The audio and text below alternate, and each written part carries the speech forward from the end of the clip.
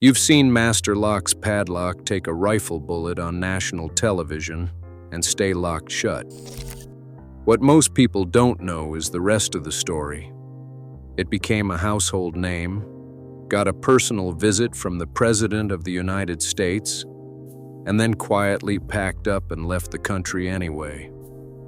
Meanwhile, a padlock maker almost nobody has heard of has been building every lock on American soil, 100% American-made for over 160 years. Never outsourced once. Master Lock left Wisconsin after 103 years. Wilson Bohannan never did. Let's go back to 1860. The Civil War hadn't even begun yet when a man named Wilson Bohannan set up a small shop in the garage behind his modest home in Brooklyn, New York. He and his son, Wilson Todd Bohannan, started assembling padlocks by hand, solid brass padlocks, built to last. Made from the kind of heavy-gauge brass construction that would become the company's signature for the next century and a half. That same year, he received his first patent, number 27,883, for a padlock design.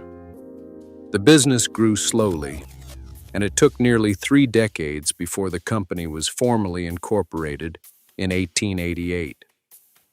By 1893, Wilson Bohannan padlocks were winning 5 awards at the Chicago World's Fair, sold worldwide, all made in America by American hands. Now fast forward to 1921 and a very different origin story. Harry Soref was born in 1887 in Bilosirka, Ukraine, then part of the Russian Empire.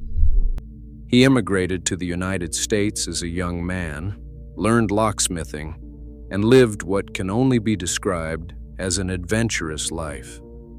He worked across the United States, Canada, and Mexico, and spent time as a frontman for Barnum and Bailey Circus, where he struck up a friendship with Harry Houdini himself. The two shared trade secrets about locks. Houdini used some of my work and praised it highly, Soref told the Omaha World Herald in 1931. With investment from 2 close friends, P.E. Yolas and Sam Stahl, Soref founded Master Lock Company in Milwaukee, with just 5 employees in a single rented room. He named his early lock designs after the circus he loved, names like the Strong Boy lock. But it was his 1924 patent for the laminated steel padlock that changed everything. By layering steel plates around the lock's core, a construction method that rivaled anything competitors like American Lock were producing at the time, Soref engineered something far more durable and weather-resistant than anything on the market. Where Wilson Bohannan was building with brass, Soref was building with steel, and the two materials defined 2 very different philosophies about what a padlock should be. Then came Prohibition. In 1928, federal agents bought 147,600 master locks to padlock the speakeasies they raided across New York. Overnight, Master Lock became a national brand. Soref ran his company differently than most executives of his era. He once canceled the installation of air conditioning in his own office and the executive suites because the factory floor couldn't be air-conditioned too. For years, the company didn't even use time clocks, relying on an honor system for its predominantly female workforce. There is no Sunday, no Monday, no Tuesday for me, he told the Milwaukee Journal in 1940. The days are too short and nights too long. Meanwhile, Wilson Bohannan was going through its own transition. The founder's grandson, Wilson Bohannan Tway, had once gotten off a train in Marion, Ohio, while traveling with the Army and fallen in love with the town's relaxed atmosphere. In 1927, he moved the entire company there. They've been in Marion ever since. By 1939, Master Lock had moved into a large facility at 2600 North 32nd Street in Milwaukee's Metcalf Park neighborhood. When Harry Soref died in 1957, the company was thriving. His partner Sam Stahl continued running things until his own death in 1964, when the Soref family took over management. In 1970, family discord led the Soref family to sell Master Lock to American Brands, a corporate conglomerate. And that's where the two companies' stories start to diverge in ways that matter. In 1974, Master Lock aired what would become one of the most iconic Super Bowl commercials in history. A sharpshooter fires a bullet through a Master Lock padlock, and it stays locked. The Tough Under Fire campaign ran for over a decade and helped push annual sales from $35 million in 1973 to $200 million by 1994. Master Lock captured 70% of the American padlock market, leaving competitors like Abus and Medico fighting for what was left. And at its peak, the Milwaukee plant employed 1,300 workers. But something was shifting. In 1980, the United Auto Workers led a 12-week strike at the factory. Through the 1990s, Master Lock began doing what so many American manufacturers were doing, outsourcing production to China and Mexico.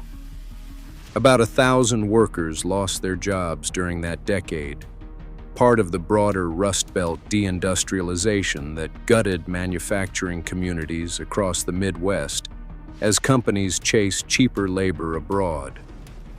Wilson Bohannan, still a family-owned business, still in Marion, Ohio, never followed that path. Not once. American Brands renamed itself Fortune Brands in 1997. Master Lock moved its headquarters to nearby Oak Creek, Wisconsin in 2003.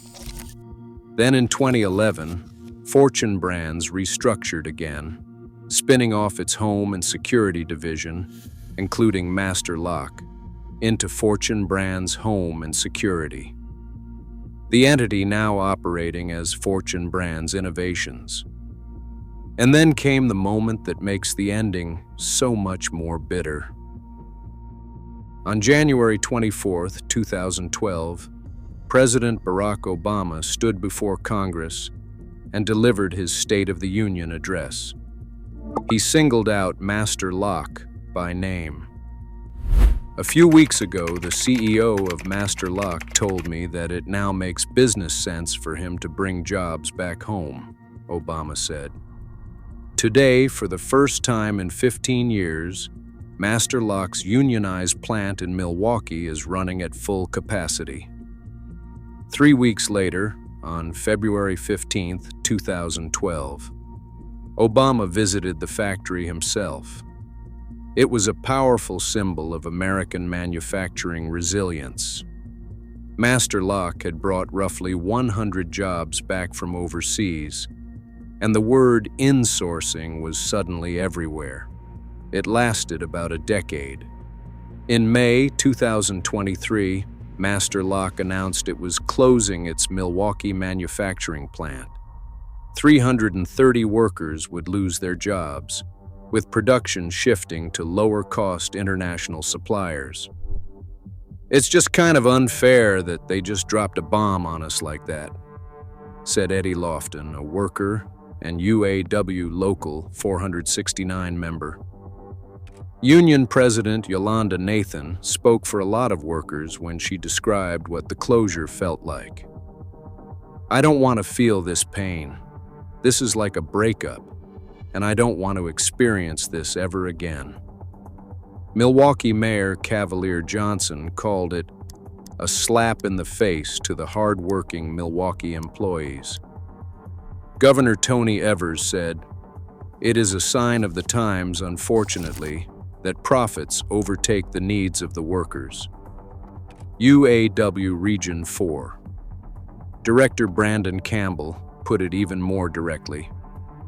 The announced closing of Master Lock is one more cut to American workers that stems from our horrible trade agreements.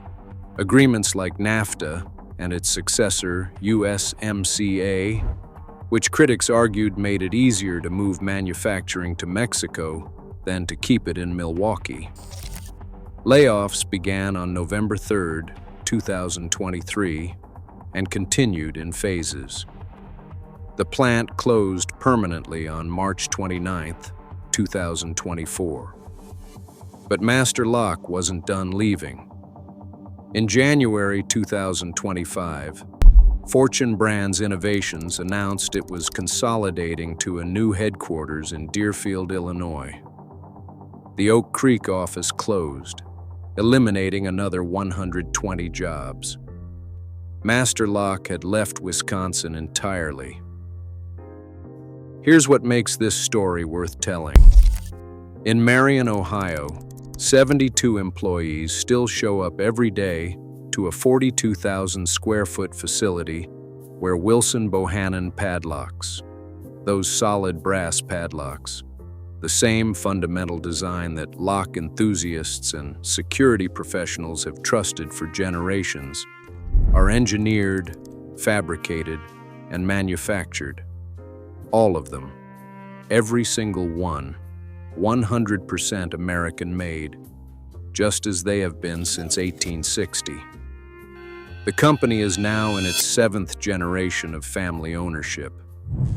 They never sold to a conglomerate. They never chased cheaper labor overseas. They never got a presidential visit or a Super Bowl commercial. What they got was something rarer, the kind of continuity that comes from deciding that where you make something and who makes it actually matters.